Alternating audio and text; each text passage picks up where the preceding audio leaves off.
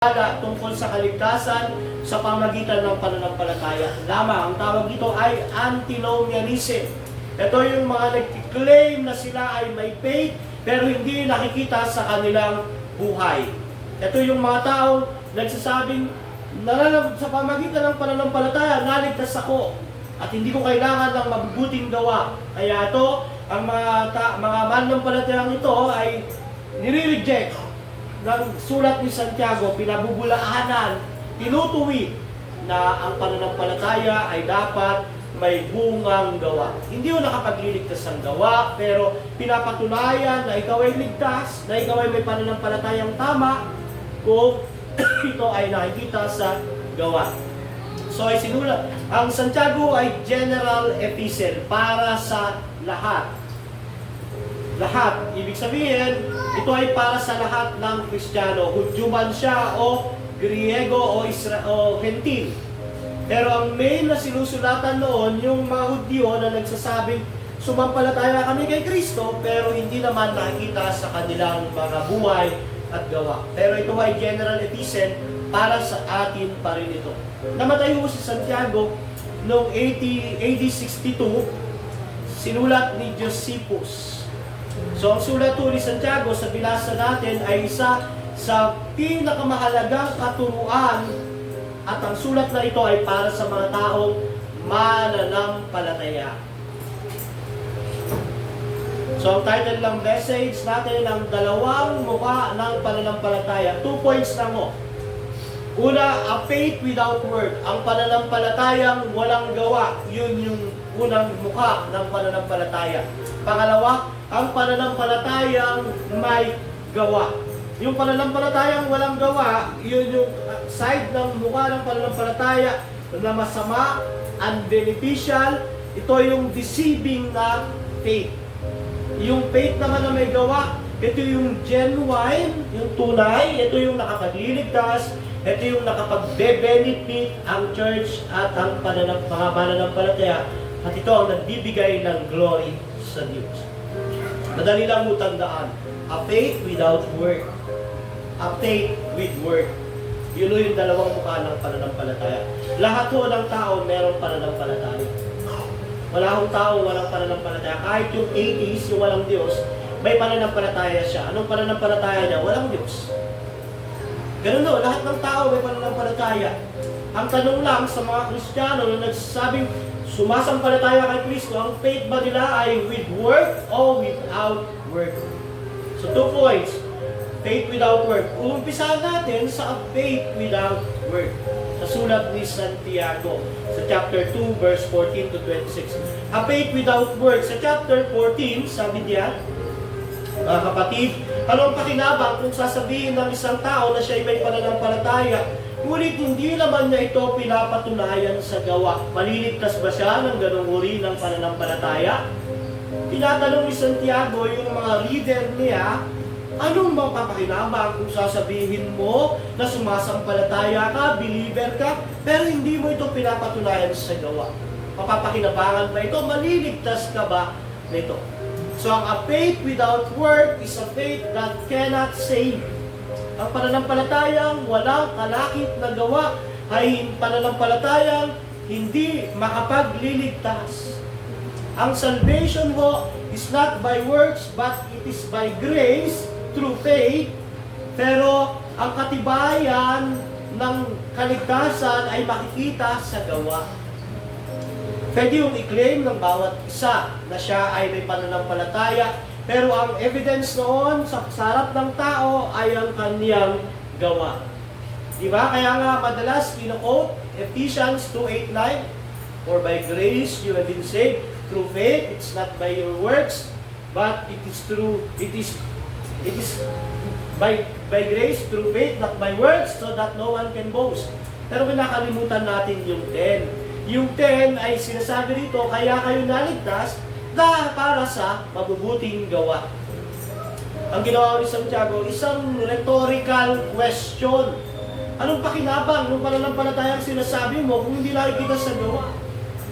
Hindi mo ba isa itong pagtatanong na merong gustong iparating sa kanyang reader? Di ba? Example ho niya, kung sasabihin ng tao, mahal ko si Kristo, pero hindi ko mahal ang church. Ayaw kong maging member ng isang local church, ayaw kong suportahan ng church, ayaw kong manalangin, ayaw kong mamuhay ng may kabanalan, ayaw kong sumunod sa itinuturo ng Biblia. Pero, mahal ko si Jesus. Hindi ba contradicting, self-defeating yung salitang mahal ko si Lord, pero hindi natin pinapahalagahan yung mga mahalagang bagay sa atin. You know yung example ng gustong sabihin ni James ni Santiago. Anong pakinabang ng pananampalataya na sinasabi mo kung hindi yan pinapatunayan na iyong gawa? If we say that we love Christ, kung sinasabi natin mahal natin si Christ, dapat mahal natin kung ano ang mahal niya. At mapapakita ang pagmamahal sa pamamagitan ng mga gawa. Sa ating pamumuhay ho, hindi natin pwedeng sabihin sa asawa natin, mahal kita, pero wala akong time sa iyo. Mahal kita pero ayokong maglaan ng panahon para makilala ka. Ang pagmamahal na yun ay absurd, kahibangan, ilusyon. Same din ng mga taong nagsasabing may pananampalataya sila, pero hindi nila pinuprove yung gawa, iyon ay nag-iilusyon, sabi ni James. Yun yung gusto niya parating. At sabi niya, yung pananampalatayang iyon ay hindi makapagliligtas. Bakit? Kasi hindi pinapatunayan ang presensya ng banal na Espiritu sa tao. Hindi pinapatunayan noon ang halaga ng Diyos sa kanyang buhay. Kaya nga ho, ngayong umaga, magkakaroon tayo ng church covenanting. Meron tayong 13 na magiging member ng church. At ang pagiging membro ng church ay pagpapatunay na nais nating maglingkod, nais nating magpagamit, nais nating maging bahagi ng katawan ng Panginoong Jesucristo. Kaya nga po, faith na hindi pinapatunayan ng gawa ay hindi nakapagliligtas. Hindi ko sinabi na hindi na ang kaligtasan ay sa gawa. Ang sinasabi ko lang palagi ng tao ay pakikitang siya ay ligtas sa pamamagitan ng kanyang gawa. Pag tayo ay pinoprofess natin, Christian tayo, tapos hindi natin ito pinamumuhay, ang ginagawa ho natin ay inilalapit natin sa paglait yung katangian ng ating Diyos. Inilalapit natin yung paglapastangan sa church dahil tayo mismo na nag-claim na may faith ay hindi nakikita sa ating gawa. Ginagawa natin yung mga tao na hindi alam ang ating pananampalataya, nakatingin sa atin, nilalapit natin sila para hamakin ang Diyos natin. Kaya a faith without work is a faith that cannot save. So malaman kung ligtas ka, kumusta ang pagkilos ng Diyos sa buhay mo, kumusta kung paano ito kumikilos para may pakita sa iyong mabubuting gawa. Sumunod ang faith without work is faith like a devil, sabi ni Santiago. Sa chapter 18, yung ang pananampalatayang walang gawa ay pananampalataya ng demonyo, a deceiving faith. Sakit nung message ni Santiago. Napakasakit nung pinadalang salita ni Santiago sa chapter 18. Tignan natin.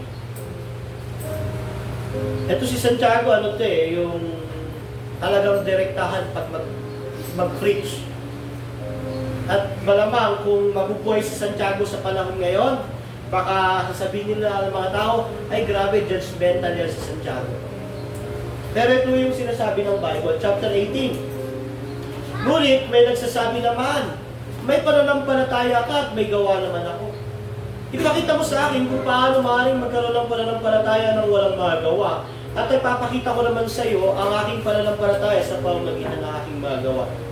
Sa 19, sumasampalataya ka na ang Diyos ay isa, di ba? Mabuti naman, ang mga demonyo man ay sumasampalataya rin at nanginginig pa. The devil has faith. May pananampalataya ang diablo. Sabi ito, kung theology ho ang basihan ng kaligtasan, ang diablo ho ay ligtas.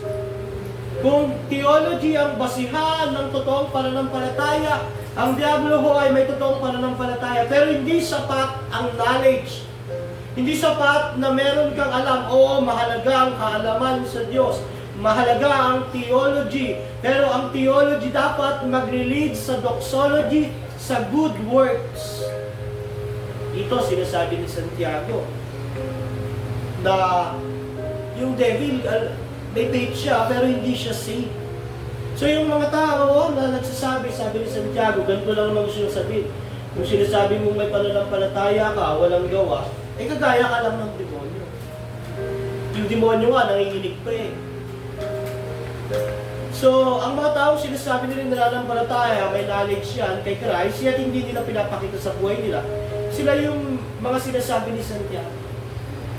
At itong message na ito ay talagang grabe ang impact nung panahon ng mga mananampalataya. Kahit nung panahon nila.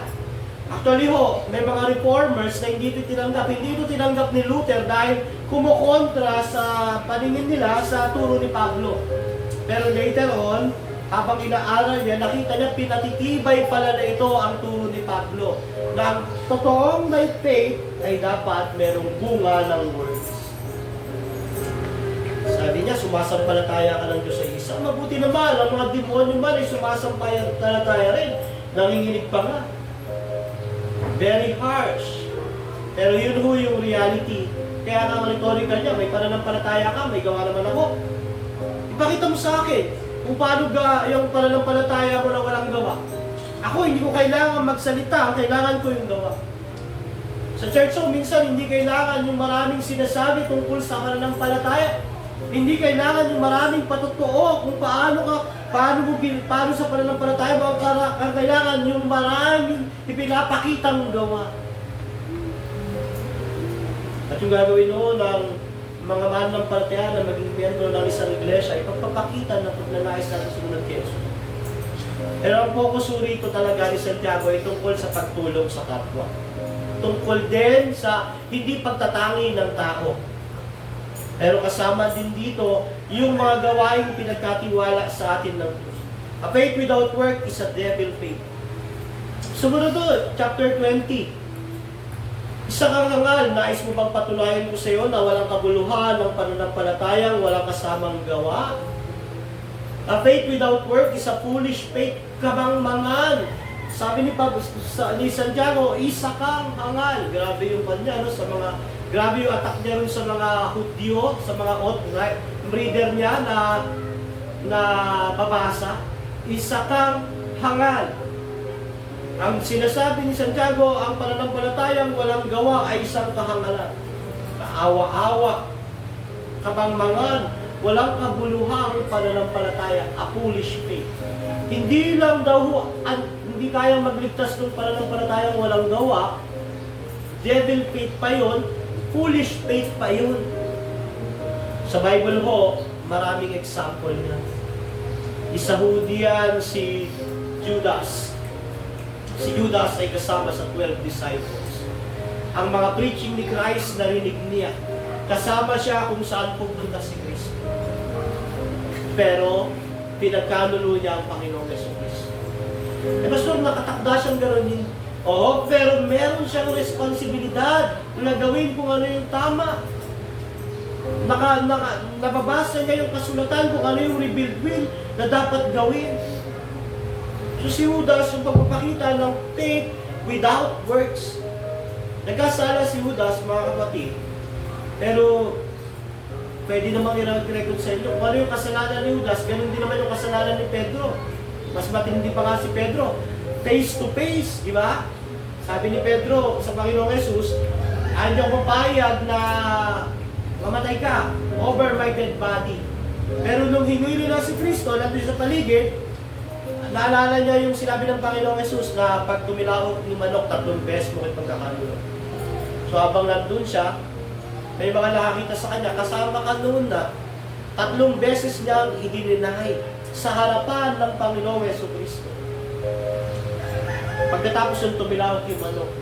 Pero hindi mo ibig sabihin nun, may manok si San Pedro, ha? Di ba? Kinulture tayo sa ganyang maling kaisipan na si San Pedro ay may manok. Kaya yung mga sabungero, ang patron nila si San Pedro. Yun lang ho ang kwento noon. Na bago tumilawak ang manok, 3 times si deny. So si Judas, nung ipagkanulo niya, ang pinakamaling desisyon ni Judas ay nung magbikti siya. Self-righteousness. Paghatol sa sarili. Actually, sinuli nga ni Judas yung 30 pilak, pero ito naging desisyon niya. Nagbikti siya. Dinesisyonan niya kaagad. Pero alam niyo, si Pedro, hinintay niya bumalik ang Panginoong Jesucristo, nag-repent siya. So, isang example ng foolish faith, devil faith, unsaved faith si Judas. Sa Bible si Demas, mababasa natin na siya rin ay may pananampalataya. Kasama siya ni Pablo. Mga kasamang manggagawa ni Pablo. Pag binasa mo yung Colossus 4:14, mababasa mo na sabi diyan, binabati ni Pablo si Demas, si Lucas, mga kasama niya na nangangaral. Sa Pilimon, binati rin sa Pilimon 1:2-4 si Demas bilang fellow worker. Pero sa 2 Timothy 4:9-10, sabi ni Pablo, hiniwanan na ako ni Demas. Minahal niya ang mundong ito. So si Demas ay halimbawa rin ng pananampalatayang walang gawa. Bakit? Kasi dumating yung panahon na siya ay tumalikod, minahal niya yung mundong ito. Sabi ng iba, nung si Demas daw ay nag-alaga ng Dalmatian. Kasi sa Dalmacio yun, si Demas. Pero ang sinasabi ng Bible, minahal niya ang mundong ito. Marami pong halimbawa, si Simon the Magician. Sumunod siya kay Felipe. Nais niyang magkaroon ng Espiritu Santo, pero anong reason niya? Para sa kayabangan, para sa pagmamalaki, para sa katanyagan. Foolish faith po yun. Na kaya ka sumusunod kay Kristo para maging maayos ang buhay mo, para hindi ka magkasakit, para yumaman ka, para sumikat ka, para makamtan mo ang mga material na bagay sa mundong ito. Foolish faith. Hindi tayo sumusunod kay Christ dahil sa magandang buhay. Hindi tayo sumusunod kay Christ dahil sa kayamanan ng mundong ito. Ang reason bakit tayo sumusunod kay Christ, dahil siya ang Kristo. Dahil siya ang Messiah. Dahil siya ang Diyos na nagkatawang tao. May isang kwento ng isang church father, si Polycarp. Disciple siya ni Apostol John. Nung siya ay 85 years old na, hinuli siya. At nung panahon na to, ang mga Kristiyano, ina-accuse ng pagiging walang Diyos, cannibal, ina-accuse sila na, ano bang tawag ito, yung kinakasama yung mga kamag-anak. Kasi pag naglo-Lord Supper ang mga Kristiyano doon, narinig ng mga unbeliever, kaya ito ang kanyang laman, ito ang kanyang dugo, ang mga cannibal niya. Wala pang mga imahe at hindi sumasamba sa emperador ang mga Kristiyano noon, kaya ay atheist yan, walang mga Diyos niya. Bukod doon, ang tawagan nila ay mga minamahal na kapatid, brothers and sisters, ay sila nagkakaroon ng sila ay mga immoral. So nung si Polycarp ay dakpin, meron sa kanyang naisipagawa. Kalimutan mo si Kristo, mag-profess ka ng pananampalataya sa emperador. Ang sabi ni Polycarp ay, kahit na anong gawin niyo sa akin, hindi ako mag-recant, hindi ko itatakwin si Kristo. Sabi sa kanya, ipapakain ka namin sa leon. Be it, susunugin ka namin ng buhay. Be it, at ang pinaka-popular na sinabi niya, 85 years akong minahal ng Panginoong Jesucristo. Hindi siya gumawa ng kahit anumang bagay laban sa akin. Bakit ko siya itatanggap? And that day po, namatay si Polycarp at siya ay naging martyr. Polycarp of Smyrna. Sample ho yun ng faith with work. Pero tayo ay nasa faith without work pa. Simon the Magician, si Ananias at Sapphira, sila yung mga example ng faith without work. Kaya nga ang faith without work is faith like the devil. Faith that foolish, a faith that cannot save. Nawaho, wala tayong ganyan. Dapat tayo, as a Christian na binopropes si Christ, may faith, dapat samahan natin ng gawa. Kung ikaw ay ligtas, magbubunga yan ng mabubuting gawa. Hindi mo kailangan ipagmayabang sa harapan ng tao ang gawa mo, dahil sapat na nakikita iyan ng Diyos. Hindi mo kailangan ipagyabang ang mga ginagawa mong paglilingkod sa Diyos, sapat iyan. Dahil kita yan ng Diyos. Kaya nga po, nawa ang bawat isa sa atin, walang ganito, yung faith without work. Sa pangalawang punto at 2 points lang tayo, a faith with work. Ang pananampalataya na may gawa. Ang unang mukha ay yung side na pangit ng pananampalataya, side na unsaved, side na demonic, side na foolish, side na kamangmangan, faith without work. Yung ikalawang mukha ko ay faith with work. Siyempre, without work. Yung pangalawa, with work naman. So sabi dito sa chapter 21, hindi ba't ang ating amang si Abraham, tuloy-tuloy lang naman natin na, hindi ba't ang ating amang si Abraham ay tinuring ng Diyos na matuwid dahil sa kanyang mga gawa, nang ihandog niya sa dambana ang anak niyang si Isaac? Dito ay makikita mong naging ganap ang kanyang pananampalataya dahil sa mga gawa. Natupad ang sinasabi ng kasulatan. Ito, si Abraham ay sumampalataya sa Diyos dahil dito siya itinuring ng Diyos bilang matuwid at tinawag siya kaibigan ng Diyos. Diyan ninyo makikita na itinuturing na matuwid ang isang tao dahil sa kanyang mga gawa at hindi dahil sa pananampalataya lamang. Sandali lang, mananto. Pastor, ang turo nyo, salvation is by grace through faith. At ang sinasabi natin, faith alone. Tama naman ho yun. Pero yung faith na yun ay hindi, the faith, yung salvation by grace through faith alone, in Christ alone, yung faith na yun ay hindi, ay magbubunga.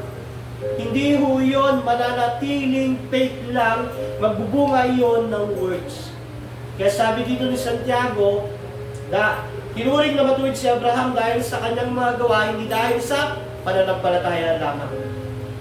Sa Genesis, ganito ang nangyari. Nung pangakuan ng Diyos si Abraham na magkakaanak siya, sumampalataya siya, Genesis 15, doon siya naligtas. Pero after ilang taon, sinubok ng Diyos yung faith ni Abraham nung nagkaroon na siya ng anak. At ang sabi ng Diyos, ialay mo yung anak mo. Testing ng faith. At hindi siya nagdalawang isip, inalay niya. Doon nasubok yung kaligtasan niya ay totoo, yung faith niya ay totoo sa pamamagitan ng words, obedience.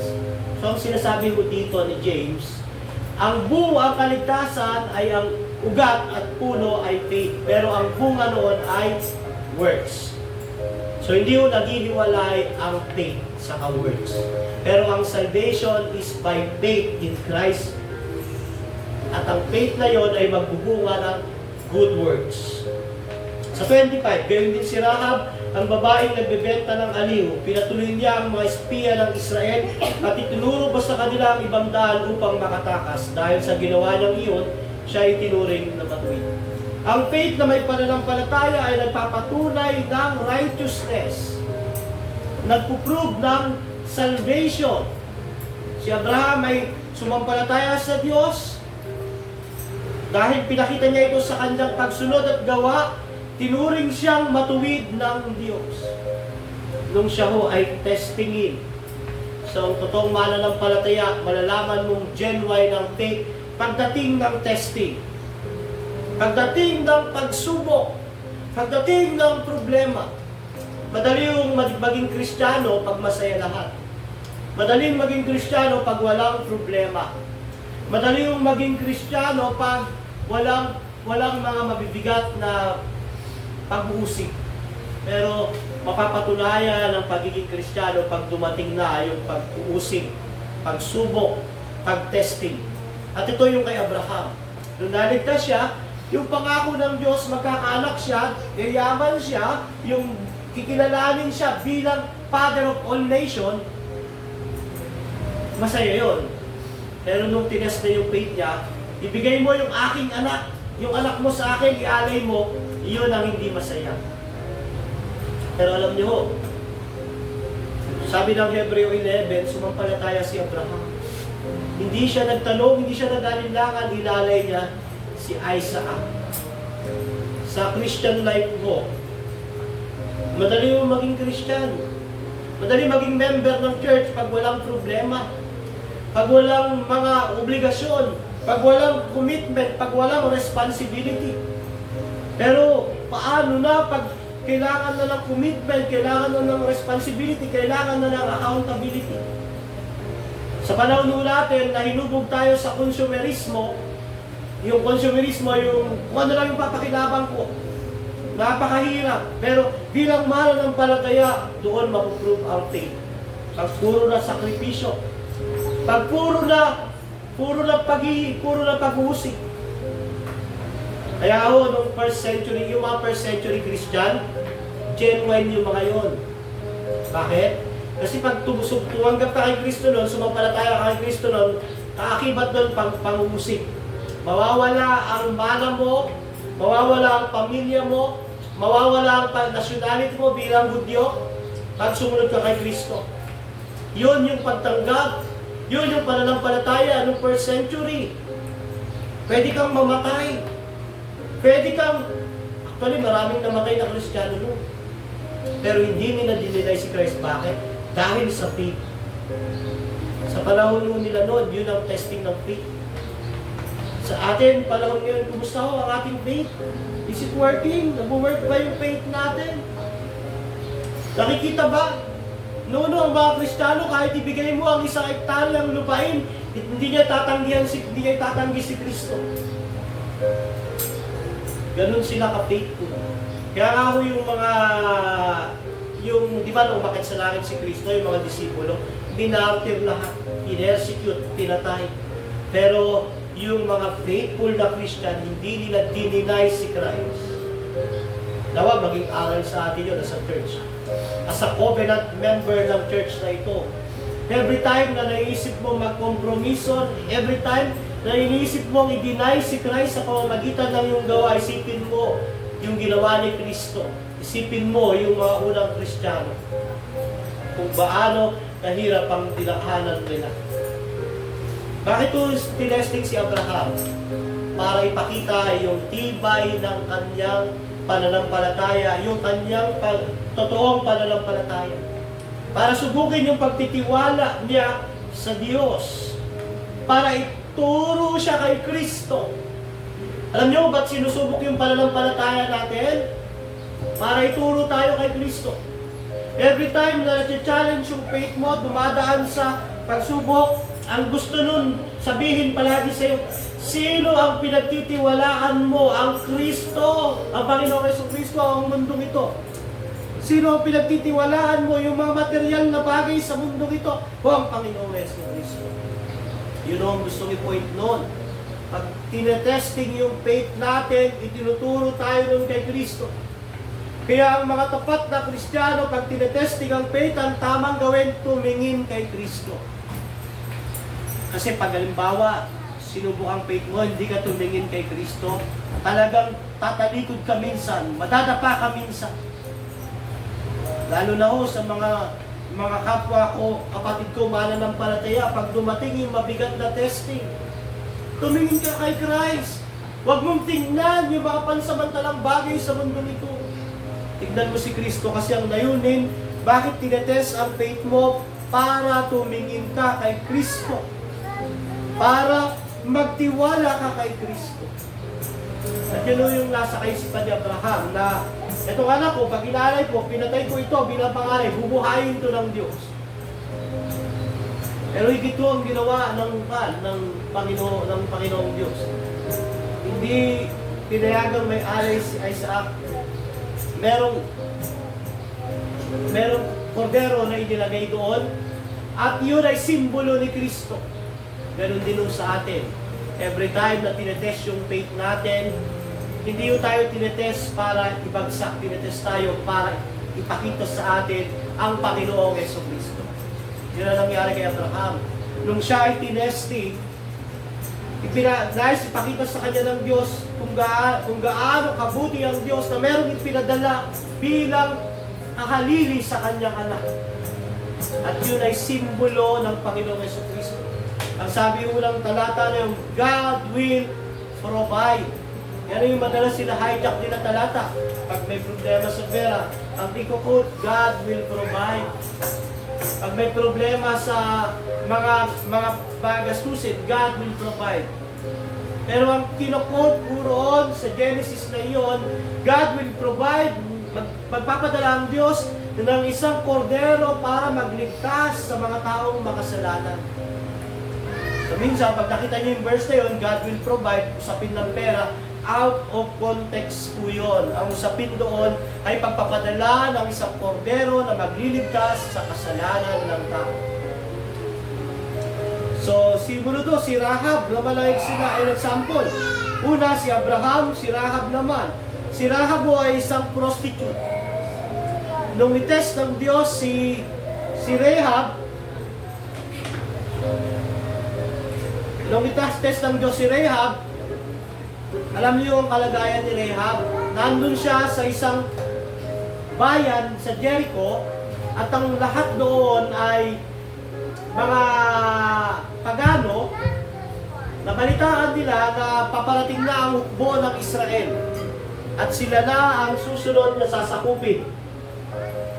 Ang ginawa ni Rahab, nung nakita niya yung mga espiyang pinadala, tinanggap niya ho. Pinapasok niya. Unang-unang ginawa ni Rahab, nirecognize niya yung Diyos ng Israel.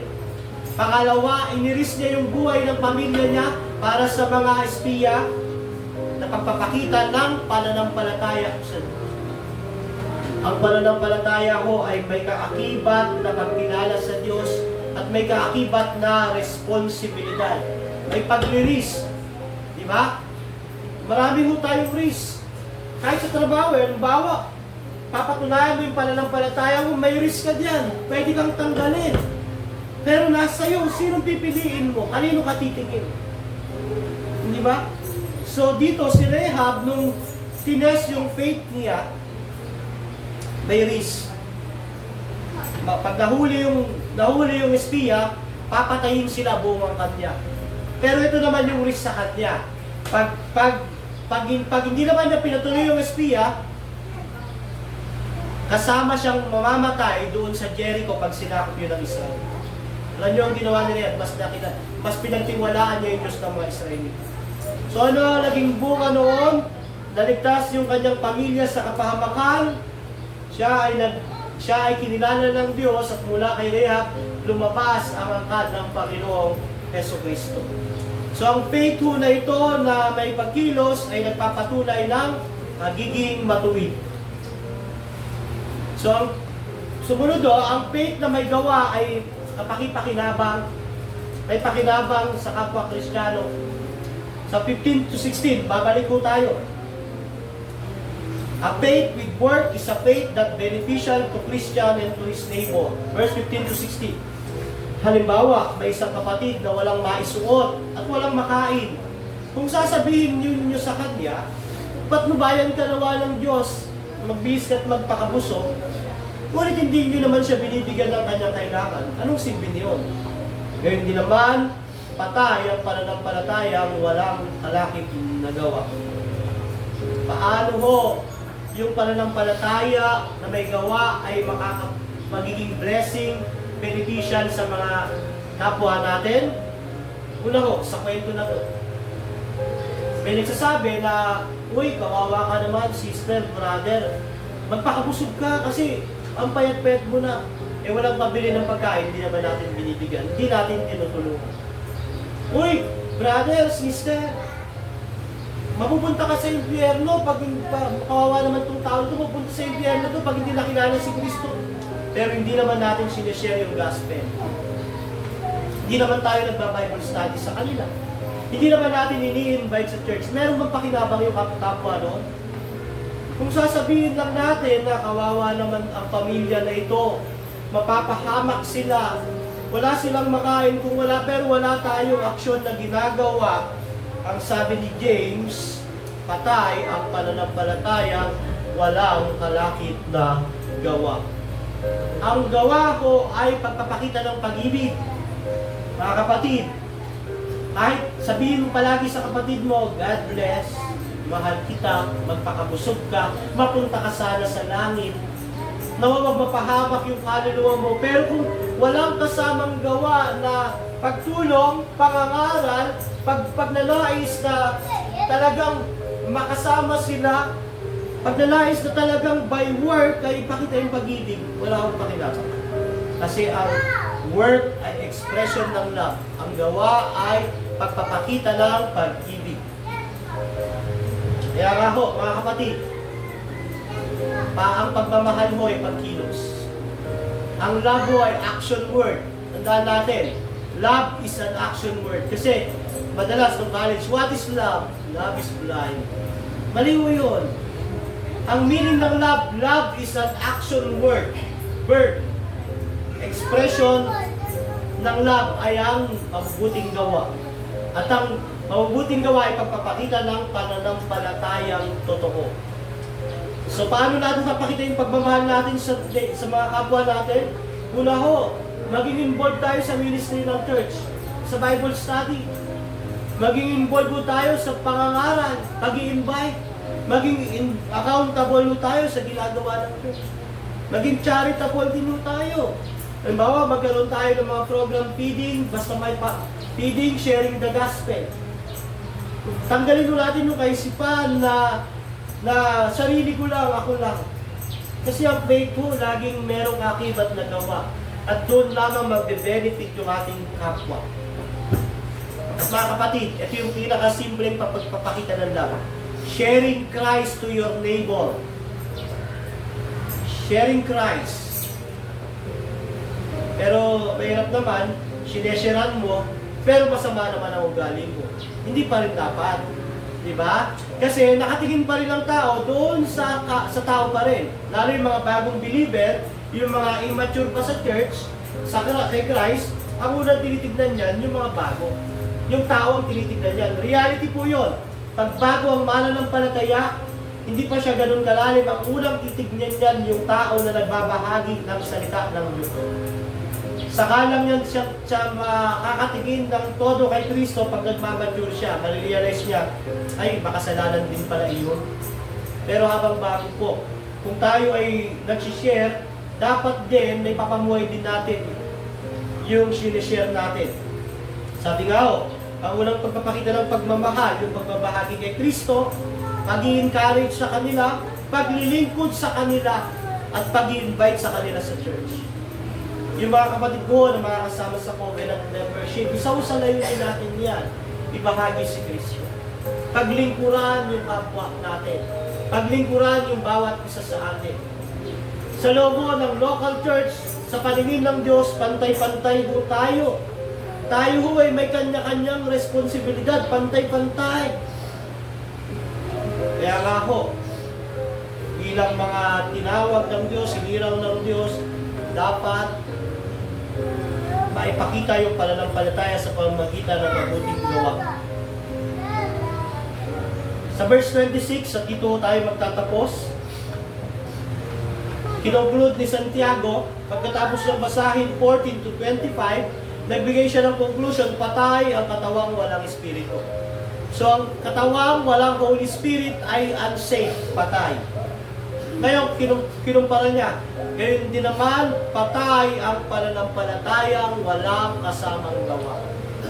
Ang mga taong nagsasabing may faith sila, mahal nila si Christ, ligtas sila, dapat patunayan nila iyon sa kanilang mga gawa.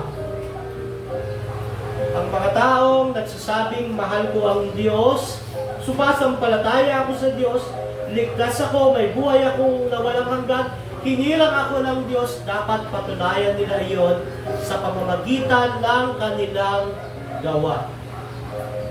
By their deeds, by their words, they prove they are saved, they prove they have faith. Mga kapatid, ito yung point. Wag po tayong magpadaya. Wag tayong magpadaya. Kasi may time na nadadaya tayo. May mga nadadaya na ang kaisipan okay lang kahit wala akong gawa. Sumampalataya naman ako. Okay lang kahit Mangutang ako ng mangutang, hindi na ako magbayad. Total, ligtas naman na ako.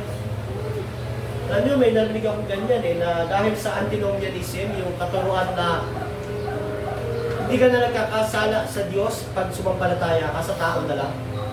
Kasi, pinatawad na rin lahat ng kasalanan mo, past, present, future. Totoo yun na pinatawad yung kasalanan mo. Positionally, pinawalang sala ka. Positionally. Pero sa realidad, nagkakasala ka pa rin sa Diyos.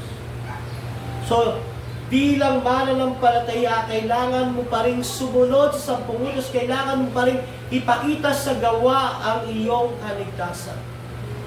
So, pag may nagtuturo ho na okay lang magkasala, ligtas ka naman na. Papatawarin ka naman palagi ng Diyos, bulong mo ni Satanas yan. Alam niyo ang bulong ni Satanas, ganito dalawa. Una, huwag ka lang humingi ng tawad kasi makasalanan ka Ayaw na sa'yo ng Diyos. Hindi yung totoo yun. Pag ang tao humingi ng tawad, lumapit sa Diyos, tatanggapin siya ng Diyos. Ang pangalawang bulong ni Satanas, magkasala ka na lang palagi kasi pinatawad ka naman yan. Hindi rin yung totoo yun. Ang katibayan na wala kang kapatawaran ay palagi kang nagkakasala. Iba ho yung namumuhay sa kasalanan sa may mga panahon na nagkakasala. So huwag tayo magpalisip. Ang pananampalataya ay pinapakita sa pamamagitan ng gawa at pagsunod, mga kapatid. Pagsunod sa salita ng Diyos. Obedience to the Word of God. Ang challenge, patunayan mo natin yung faith natin by our good works. Ano itong mga good works ito? Prayer, church, responsibility, accountability, paglilingkod sa kapwa, pagiging maawain, makapaging pagtulong sa mga nangangailangan, pagpipigil sa sarili na minsan masyado tayo naging selfish, gusto natin tayo lang, ako lang. Pero ang sabi ng Panginoon, ang totoong ang totoong dakila ay lingkod ng lahat. Kaya nga po ang challenge, patunayan natin yung faith, yung salvation natin through our good works. At ang pinakasimpleng good works sa church, pagtitiis sa bawat kapwa natin. Pagtsatsaga. Pagiging accountable, pagiging responsible, pagiging committed. Kasama ho diyan sa pagiging member ng isang local church. So, ang conclusion, a faith without work, yung unang mukha, cannot save. A faith without work is a faith like the devil, parang sa demonyo lang. A faith without work is a foolish faith na mga. Pero hindi ho sa atin dapat iyan. Babala ho iyan, warning. Hindi ho yan para saktan tayo, para ituwid tayo, mga kapatid. Kung tatanggapin natin yung message ni James na sinasaktan ako, na-offend ako, may problem mo ang spirit natin. Ako ho, tinatamaan dito, ako ho, para sa akin ang message na ito, pero hindi ko ito tinatanggap bilang pananakit sa akin, tinatanggap ko ito bilang pagtutuwid sa akin ng Diyos. Para yung pangalawa ang maging mukha ng pananampalataya ko, yung faith with work. Bakit? Ang faith with work, pagpapatunay ng pagiging matuwid o salvation. Ang faith with work ay beneficial sa mga mananampalataya at sa ating kapwa. Nawa ko, mga kapatid, ang ating pananampalataya ay magbunga ng mabubuting gawa. At mangyayari lang ito kung na kay Kristo ka. Ang taong wala kay Kristo, kahit anong pilitin niyang mabubuting gawa, iyon ay maruming basahan lamang sa harap ng Diyos. Ang basahan mo na tinutukoy sa Isaiah 65 ay hindi yung basahan na pamunas ha. Ang tinutukoy na maruming basahan doon sa sulat ni Isaiah na yun yung ginagamit na tela pag may regla yung babae, yun ang nilalagay. Kasi dati wala pang napkin. Yun yung maruming basahan. Yung mabubuting gawa ng mga taong wala kay Kristo, ang tingin ng Diyos ay yung tela na pinangtapan sa regla ng babae. Ganun lang ang tingin. Yung isang tingin naman, yung isang pagpapaliwanag pa ron, yung maruming basahan daw, yung taong kay Ketong, pinapahiran ng tela para hindi tumakod yung nana, pero malalagyan pa rin ng nana, yun daw yung tingin ng Diyos sa mabuting gawa ng mga wala kay Kristo.